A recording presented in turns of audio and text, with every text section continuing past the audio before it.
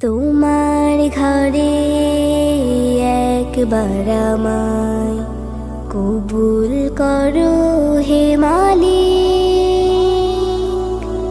আশায় আশায় দিন কেটে যায়, হতে চাই কাবার পথিক।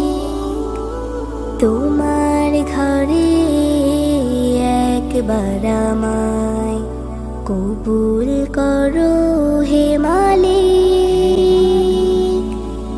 আশায় আশায় দিন কেটে যায়, হতে চাই কাবার পথিক।